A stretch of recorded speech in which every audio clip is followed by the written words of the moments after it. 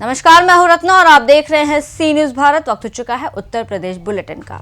इस बुलेटिन में बात होगी बिजनौर की, जहां नौजवान विवाहित ने फंदे पर लटक कर जीवन लीला समाप्त कर ली।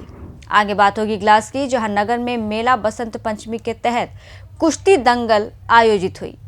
ऐसी तमाम खबरों पर विस्तार से चर्चा करेंगे इस बुलेटिन में। नौजवान विवाहित अमित ने फांसी की फंदे पर लटककर जीवन लीला को समाप्त कर लिया। बता दें, घटनास्थल का फील्ड यूनिट टीम व स्थानीय पुलिस ने निरीक्षण किया। शव के पास से सुसाइड नोट भी बरामद हुआ है। पूरा मामला नगीना की तूफान कॉलोनी का बताया जा रहा है। क्या नाम आपका? छोटेलाल शर्मा। क्या घटना घटित हुई यहाँ पे? यहाँ पे फांसी खाई इन्होंने, और क्या। किसने कही है फांसी? अमित ने। अमित कौन लगता आपका? दामाद। तो आपको कैसे पता चला कि फांसी गई यहाँ पे इसने? हम पे तो यहाँ से फोन गया किसी का। अच्छा। हाँ, तो पता चला, हमें पता ना था। तो फिर कहाँ पे लटका हुआ था? घर में? दरवाजे में ही था, वो तो सब नहीं देखा। अच्छा, घर पर और कोई मौजूद था जिस टाइम इन्होंने फांसी खाई? ना। घर पे अकेले थे? हाँ। बिजनौर से सी न्यूज संवाददाता सलीम हाशमी के साथ मोहम्मद सलमान की रिपोर्ट।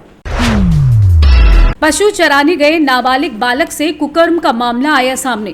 दरअसल शहजादपुर गांव निवासी 14 वर्षीय बालक से मारपीट कर किया गया कुकर्म।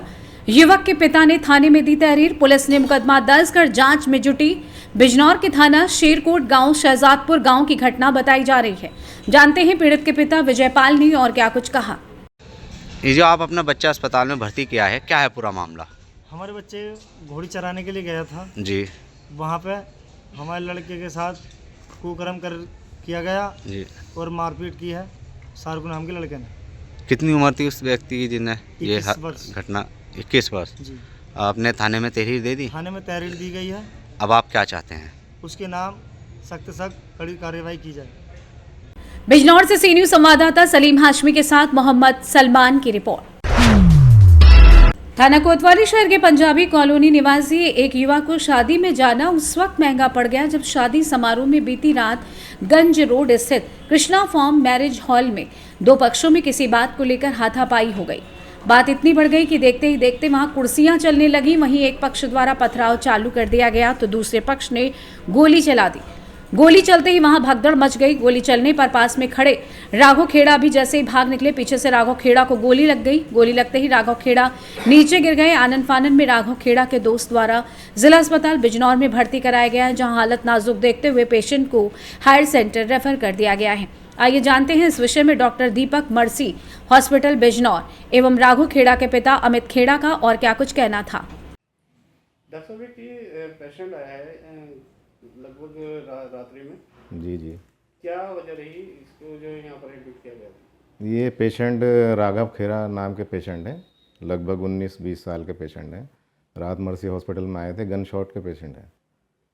तो इमरजेंसी में आए थे, कंडीशन क्रिटिकल थी। रात में 12 बजे के आसपास ही आए थे, तो लगभग इमरजेंसी में रात 12:30 बजे के आसपास इनका ऑपरेट किया गया और ऑपरेट करने के बाद गोली निकाल दी गई है। गोली कहाँ पर लगी हुई? गोली इनको जो है पेल्विस रीजन, पेट के अंदर ही थी, जो थोड़ा आंतों में भी इंजरी करते हुए, आंतों को काटते हुए भी अंदर फंस गई थी गोली। अब क्या कंडीशन? कंडीशन थोड़ी अभी ऑपरेट तो सक्सेसफुल रहा, गोली निकाल दी गई है, लेकिन कंडीशन अभी भी क्रिटिकल बनी हुई है पेशेंट की। कंजर्वेटिव ट्रीटमेंट में चल रहे हैं। क्या बाहर इसको रेफर किया जाएगा या नहीं हो जाएगा? नहीं, अभी तो कंडीशन बाहर रेफ़र की नहीं है।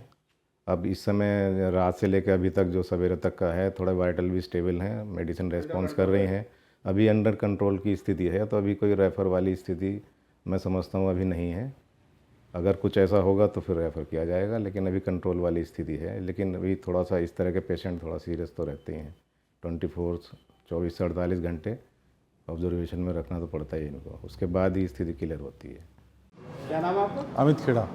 अमित जी, ये आपके बेटे की गोली सूचना आ रही है, क्या है पूरा मामला? ये कल रात मेरे बेटे जो है अपने दोस्त की शादी में ये लोग गए थे हल्दौर कृष्णा फार्म में। वहाँ पर ये इनके साथ में इसका दोस्त स्मित, ये लोग शादी में गए और वहाँ करीब 9:30 बजे करीब खाना खा रहे थे।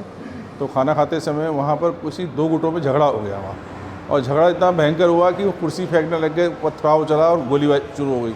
और इन्होंने देखा तो इन्होंने ये भी देख के भागे, और जो वहाँ फायरिंग कर रहा था उसको कुछ 2-3 लोगों ने पकड़ा हुआ था, और पकड़ने के बाद जब उसको पकड़ा तो उसने फायरिंग का जो फायर करा वो इसके हिप्स के थोड़ा सा ऊपर आके फायर लगा, और फिर वो लोग घबरा गए, बच्चे थे, घबरा के वो बाहर हम लोग यहाँ पर वो बिजनौर लेके आ गए, जहाँ हमने इसको यहाँ पर जिला अस्पताल में दिखाया तो वहाँ हमें कोई नहीं मिला, तो फिर मैं इसको यहाँ पर मर्सी हॉस्पिटल में लेके आया हूँ। यहाँ मैंने इसका ऑपरेट करवाया, जहाँ मेरे बच्चे के 8 से 9 पार्ट्स में गोली से डैमेज हुआ है।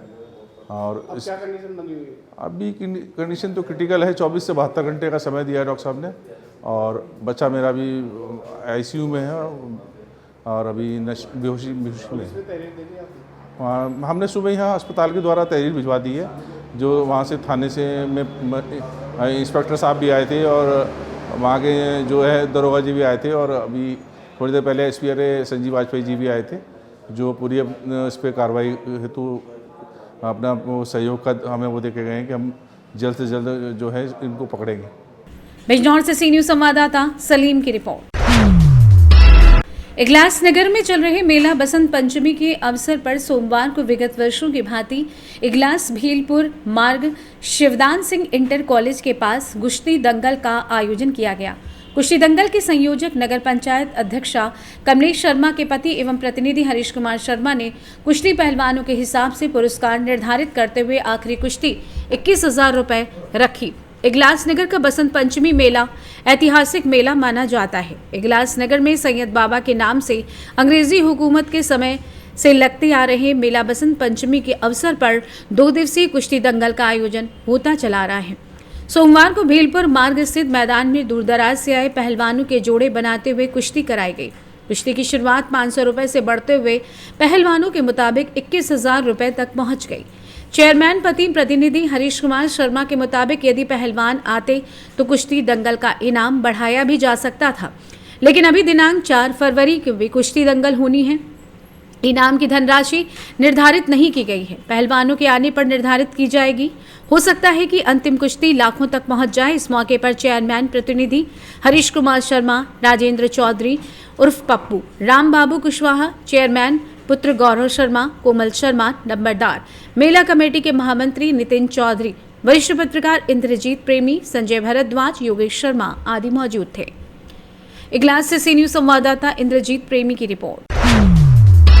ललितपुर थाना साइबर क्राइम पुलिस द्वारा सीधे साधे लोगों को रुपए का प्रलोभन देकर उनके खाते खुलवाकर खाते की किट प्राप्त करना और उनके खातों को ऑनलाइन धोखाधड़ी में प्रयोग करने वाले बिहार के किशनगंज निवासी नीरज मंडल पुत्र विनोद मंडल को गिरफ्तार किया गया है। पूछताछ में आरोपी के द्वारा बताया गया कि हम धोखाधड़ी कर लोगों के खाते खुलवाते थे, फिर खातों को बेच देते थे साइबर अपराधियों को और कमाते थे एक मोटी रकम। गिरफ्तार करने वाली टीम में प्रभारी निरीक्षक साइबर सेल प्रभुनाथ, उप निरीक्षक राहुल सिंह, उप निरीक्षक Gautam Poonia, head constable Manmohan Singh, constable Kunwar Devendra Singh शामिल रहे। ललितपुर से सी न्यूज़ संवाददाता विकास सोनी की रिपोर्ट।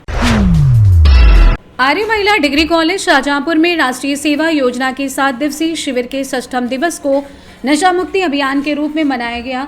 सर्वप्रथम मां सरस्वती को नमन करते हुए एनएसएस का गीत गाकर शिविर प्रारंभ किया गया। ऋतु शर्मा के निर्देशन में सभी ने सूर्य नमस्कार एवं प्राणायाम किया।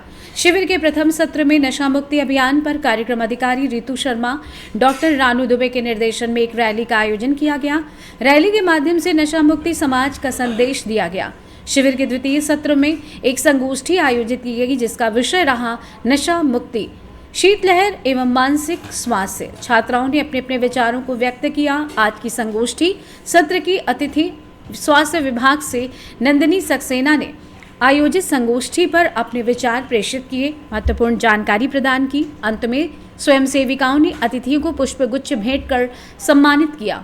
अंत में कार्यक्रम अधिकारी डॉक्टर रानू दुबे ने शिविर के अगले दिन के कार्य की रूपरेखा तैयार कर सबको अवगत कराया।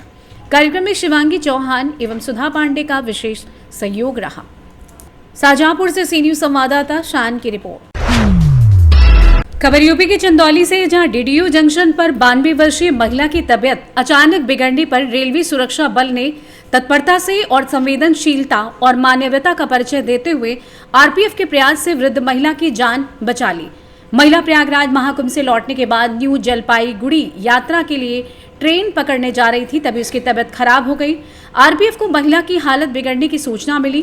तुरंत कार्रवाई करते हुए आरपीएफ पोस्ट प्रभारी निरीक्षक प्रदीप कुमार रावत और उनकी टीम मौके पर पहुंची और आरपीएफ ने महिला की स्थिति को लेकर डीडीओ और रेलवे डॉक्टर को सूचित किया।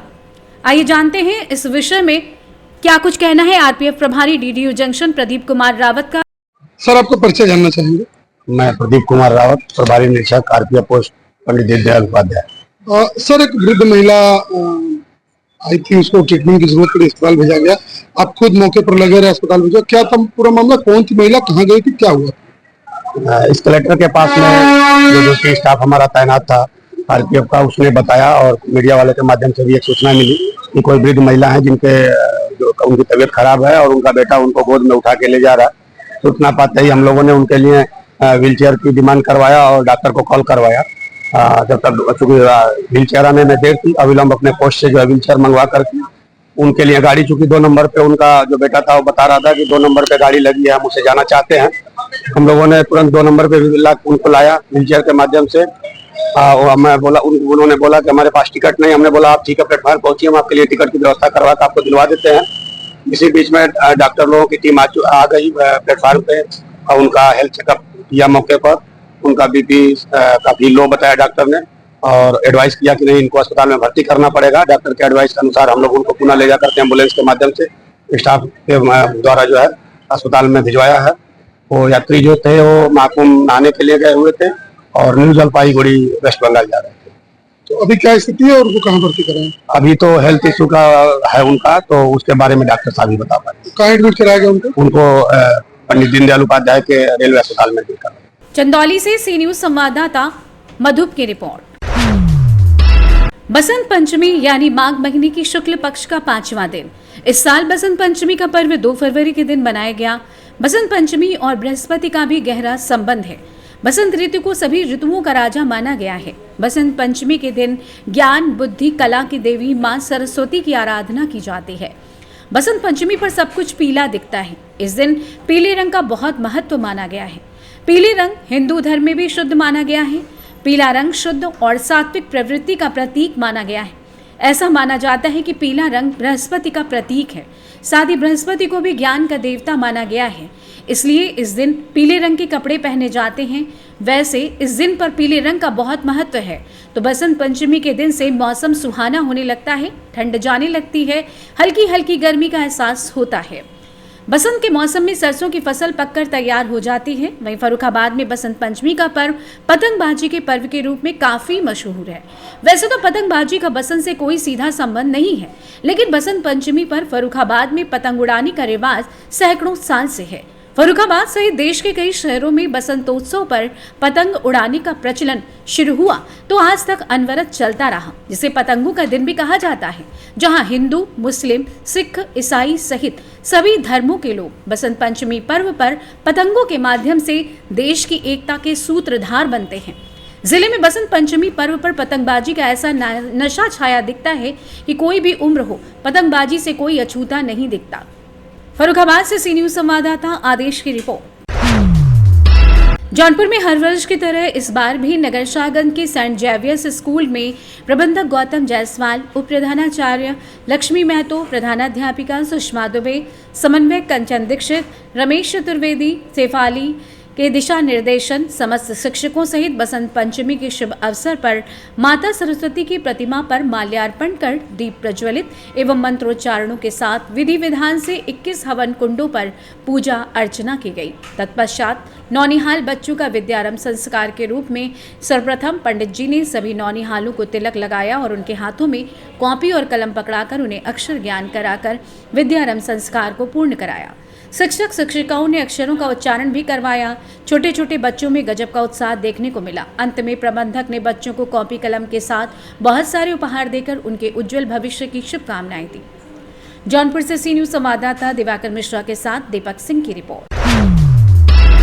जौनपुर जिले के शाहगंज नगर के कस्तूरबा गांधी आवासीय बालिका विद्यालय में बसंत पंचमी के पावन पर्व सरस्वती पूजनोत्सव बड़े ही उत्साह के साथ मनाया गया। बतौर मुख्य अतिथि युवा समाज सेवी अनिमेश अग्रहरि ने विशिष्ट अतिथियों के रूप में अपनी माता उषा देवी, अपने पुत्र कियान अग्रहरि व धर्मपत्नी दीपिका गुप्ता के साथ छात्राओं को पाठ्य सामग्री का वितरण किया। साथ ही उनके द्वारा सभी छात्राओं के लिए जलपान और प्रसाद की भी व्यवस्था की गई थी। इस कार्य में विशिष्ट अतिथि के रूप में परिवार के सदस्य दीदी नेहा अग्रहरि संघ लायंस क्लब अध्यक्ष मनीष अग्रहरि ने भी महत्वपूर्ण सहयोग किया। पूजनोत्सव की मां सरस्वती के चित्र पर अतिथियों के द्वारा दीप प्रज्वलन और पुष्प अर्पित करने के साथ ही हुआ। छात्राओं ने सरस्वती वंदना के साथ अनेक मनमोहक कार्यक्रम प्रस्तुत किए। सभी अतिथियों ने छात्राओं ने कार्यक्रम के साथ ही अनुशासन की भी जमकर तारीफ की। संचालन उपाध्याय और आभार प्रदर्शन उप प्रधानाचार्य किरण मौर्य ने किया। वहीं इस पूजनोत्सव को सफल बनाने में प्रियंका सिंह, अंकिता शुक्ला, प्रियंका वर्मा, रूमा मौर्य के साथ ही अल्पना सिंह ने भूमिका निभाई। जौनपुर से सी न्यूज संवाददाता दिवाकर मिश्रा के साथ दीपक सिंह की रिपोर्ट। फिलहाल इस बुलेटिन में बस इतना ही। देश और दुनिया की तमाम बड़ी खबरों के लिए देखते रहिए सी न्यूज भारत।